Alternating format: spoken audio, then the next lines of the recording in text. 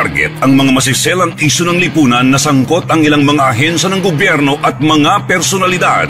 Hihimayin ang iba't ibang mga isyu, balita at usapin. Puntirya ang mga tiwali at ilalantad ang mga mali sa pamahalaan. Walang sasantukin. Tamaan na ang tamaan. Kung salot ka sa bayan, sapul ka ni Rex Cayano sa Target On Air. Nasa linya natin si Governor Sakurtan. Governor Sakur, magandang hapon po. Magandang hapon, Rex, Kuya. Gob, ano po reaksyon nyo doon po sa personal po na inatid po ng Pangulong Marcos ang tulong para po sa Sulu Province, Governor? Na masayang-masaya ang tao natin. Apa? Siyempre, pag masaya ang tao natin, masaya rin tayo. Mm-hmm. Kasi hindi lamang yung 10 milyon inatid ni Presidente, kundi mismo si Presidente BBM ang naghatid. So, parang natouch talaga ang puso ng mga kababayan natin. Mm-hmm. Parang, sabi niya, hindi lang pinahatid.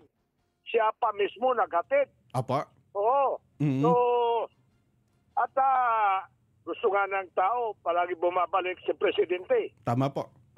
Masaya sila. Mm-hmm. Ang mga tao natin. Bigay sa akin yung 10 milyon. Apa? Pabibigay roon sa amigay roon sa mga farmers at saka fisher folk. Apa? Marami pa. Mm-hmm. Mayroon pa 100 milyon na para rin doon sa mga mahihirap na pinadala nila speaker, nila DSW, pati bigas. Apa? Madami. Mm-hmm. So, tigsa 10,000 ang bawat individual. Para sa 10,000 individual naman. Apa? Doon sa 100 milyon. Mm-hmm. Pero hinatid mismo ni Presidente BBM, President Marcos, ang 10 milyon para naman sa mga naapektuhan ng El Nino. Apa? Gob, counting background lang po at kumbaga para po sa ating mga bagong tagapakinig nitong nagdaang El Nino, nasa magkano po yung pinakapinsala po nito sa agrikultura, Governor? Pero siyempre, kahit walang napinsala, hindi naman mayaman ang tao natin. Mm-hmm. Lumalaking bagay yan. Apa? Ang kuwan na yan. Oo, kasi hindi lang yan pag may kalamidad. Ang alam nyo, yung kahirapan, kalamidad na yan. Apa? So, masaya ang tao na alam mo yung importante roon, si Presidente mismo naghatid. Tama po. Baka akala nila tapos na eleksyon, nakalimutan na. Hindi.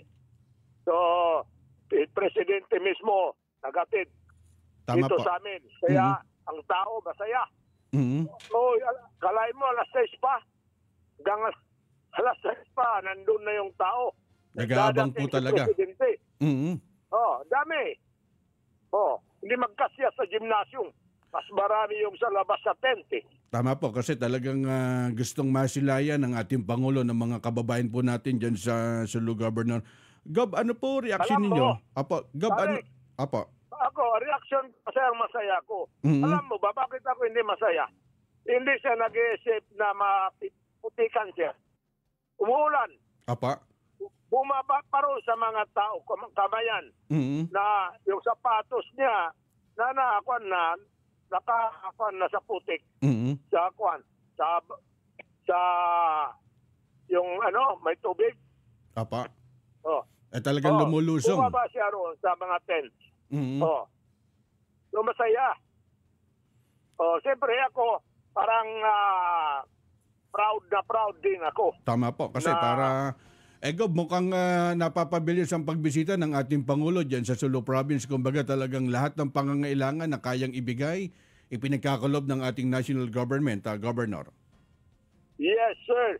Despite the fact na marami naman pera ang BARM, namigay pa si Presidente. Apa? Alam mo, kami, iba kami sa ibang probinsya. Dalawa ang dapat magbigay ng pera sa amin. Apa. Mga tulong. Ang regional, kasi 100 billion ang budget yan. Ganun kalaki po, Gob, ang budget? Ganun kalaki. At tapos, binigyan pa kami ni Presidente. Hindi yun naisip. Hindi naisip ng BARM. Pero naisip ni Presidente. Bakit nila hindi maisip ni 5 probinsya? Bakit maisip ni Presidente, hindi nila maisip? Apo, siguro kaya Ganon. Apo, Gob. Sa amin, ang presidente ng buong Pilipinas. Sila.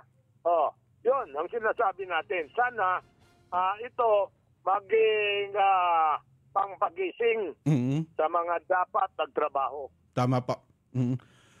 Siguro, Gob, kaya kayo ini-endorse po ng BARM para naman maging maganda yung pamamalakad dyan sa mga bawat province sa sasakupan yan, BARM, Governor. Na sana, ganun ang gawin nila. Nalilimang probinsya. Bakit si Presidente makapag-ikot? Bakit sila hindi mag-ikot? Oo.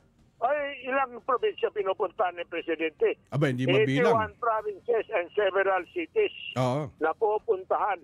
Iba pa yung ibang lakad. Tama po. Sa foreign affairs. Yan nagkapagtataka. Ay, ganun po ka-energetic. Kumbaga, napakasipag po ng ating Pangulo. Kumbaga, ipinapangako po niya, talagang ibinababa niya kay Juan de la Cruz. Tama. Kaya dapat yung mga bata-bata at saka malakas ang katawan kagaya ng Presidente ang mamuno. Huwag na yung mga tamad. Saka walang ano. Dapat ganun. Dagdag ko lang at mukhang unti-unti na mga sumusuko. Kumbaga sumusurrender po yung mga makakaliwang grupo, yung mga miyembro ng Abu Sayyaf, parang unti-unti na sumusurrender sa Provincial Governor po ng Sulu at mukhang meron po kayong pinagkakaloob po ng mga livelihood program, Governor.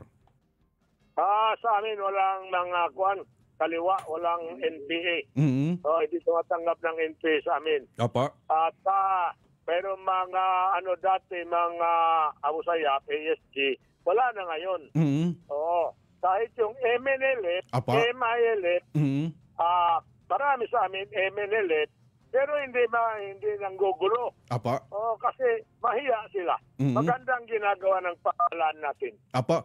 Kaya pala Governor, kaya pala umusbong ang sektor ng turismo at talagang dinarayo ang Sulu Province. Siyempre, magandang natin, ang peace and order natin. Apa. Kasi kahit na mayroong maraming MNLF na hindi sila, mahiya sila gumalaw. Apa. Kasi magandang pamamalakad ng ating pamahalaan. Tama po. So walang nagko-complain. Mga tao, pag may gutom, pakainin. Apa. May sakit, pagamot. Yun ang gagawin natin. Apa. Ang ginagawa natin. Kulang pamparal, kulang pang-enroll, kulang pagbili ng uniform, kulang pag-ayos ng classroom. Ay, ang lahat ng kaya natin, gagawin natin. Tama po. Gab, para lang dun sa mga nakikinig sa atin, di po familiar sa Sulu Province, ilang municipality po nasasakupan po ng Sulu, Governor? 19 towns. Sa 19 po na town na municipality, may mga nababasa ako sa mga social media at ang ginagawa nyo yata, kumbaga, imbis na People's Day, pumunta ang inyong kababayan sa inyong tanggapan, kayo mismo personal na pinupuntahan in pronto dun sa mga bawat tahanan po nila, Governor? Ay, kung mayroong problema, puntahan. Mayroong nag-iikot sa atin.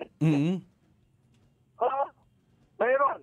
Apa. Office ni Vice Governor, mag-iikot, office natin. Kung mayroong problema, at saka yung mga mayors natin. Apa. Kasi mga bata, mga mayors natin ngayon. So, malalakas.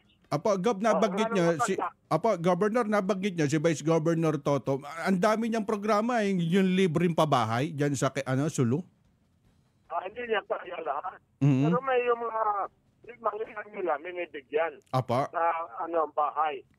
Oo. Gagawa ng bahay. Kaya gagawa. Oo. Apa. So, ang gawa natin. At saka nag-apit sila ng mga grocery. Ika. Wheelchair, bisikleta, Apa. kung ano lang may tulong natin. Okay, Governor, at baka meron kayong mensahe at samantalain po namin itong pagkakataon. Mensahe po, Governor.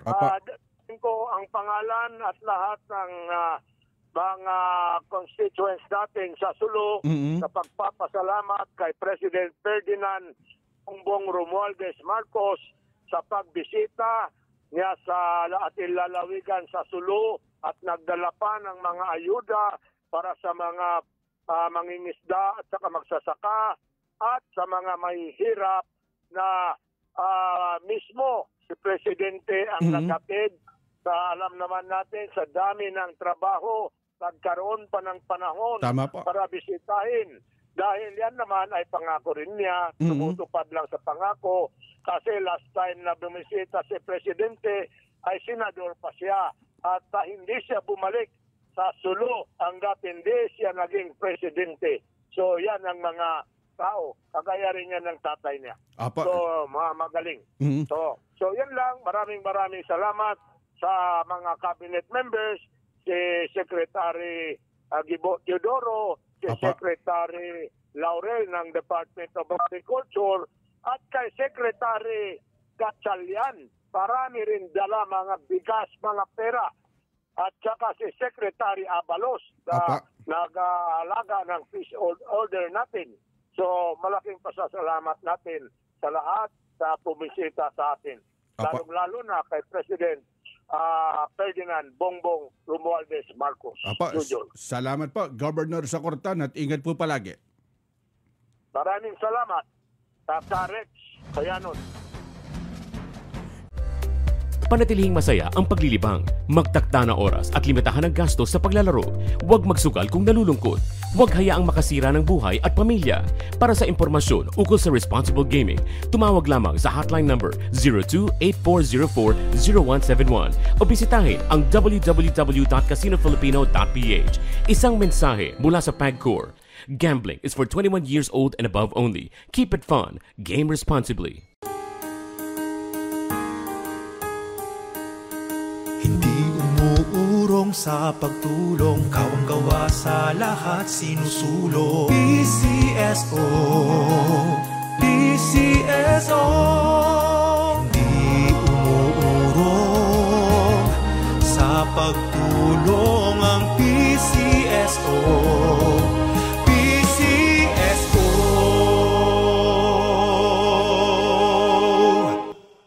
Oras hatid sa inyo ng Grand 88 Gaming Corporation. Ang oras ay hatid sa inyo ng New Antipolo Coliseum at Angono Cockpit Arena. Sumainyo ang isa na namang makabuluhang edisyon ng Target On Air. Kasama si Rex Kayanong. Abangan muli bukas alas 3 hanggang alas 4 ng hapon. Kung salot ka sa bayan, ikaw ang isusunod ni Rex Kayanong na Target On Air. Nangunguna sa balita, impormasyon, musika, komentaryo at serbisyo publiko. Ito ang DZME 1530. Una sa kanan, ang himpilang may paninindigan.